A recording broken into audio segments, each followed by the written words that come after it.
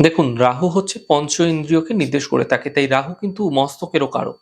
রাহু ভোগ করতে জানে, কিন্তু ভোগ করেও সে অতৃপ্ত থাকে। তার ভোগের একটা বড় খিদে দেখা যায়। আর তার মধ্যে দাও, দাও অহরহ এই ব্যাপারটা কিন্তু ভীষণভাবে দেখা যায়। অতৃপ্ত এই ভোগের জন্য তার দুঃখেরও কিন্তু কোনো শেষ থাকে না। তবু রাহু কিন্তু সময় থাকতে তার নিয়তির বাণী শুনতে চায় না এবং রাহু যেন নিজেই সর্বেসর্বা। তার একটা দম্ভের প্রকাশও কিন্তু সে দেখিয়ে থাকে। কিন্তু নিয়তি কখনো কারো দম্ভকে স্বীকার করে না। তা রাহু মূলত আমাদের বহির্মুখী করে তোলে, বাইরের দিকে মন নিয়ে যায়। এর মূল কারণ আমরা চোখ দিয়ে সমস্ত কিছু দেখতে পেলেও নিজের মুখ কিন্তু দেখতে পাই না একমাত্র আয়না ছাড়া।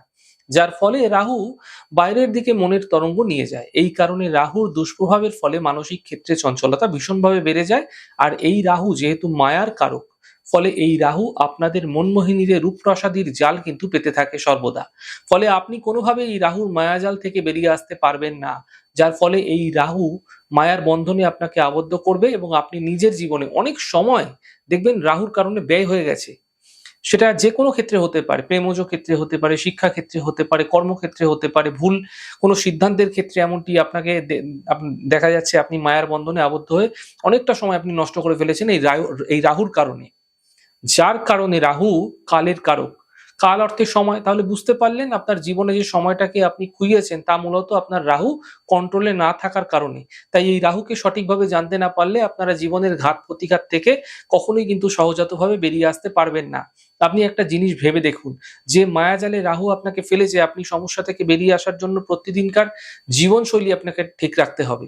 আপনার ব্যবহারের মধ্যে কোনো খারাপ প্রভাব যেন না আসে, সেটা মাথায় রাখতে হবে আপনাকে প্রত্যেকটা মুহূর্তে। এবং প্রতিদিন সম্ভব হলে ব্রহ্ম মুহূর্তে বিষ্ণু সহস্রনামের পাঠ করুন।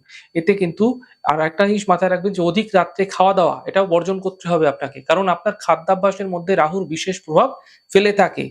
ভগবান শিব তার গলায়, অর্থাৎ রাহু কেতুর যে মিলন অবস্থান গলা, রাহু হচ্ছে মস্তক, দেহ হচ্ছে কেতু। তো মিলন অবস্থান গলা। এখানে কি করেছে? কালের প্রতীক সর্পকে সে বেষ্টন করে রেখেছে।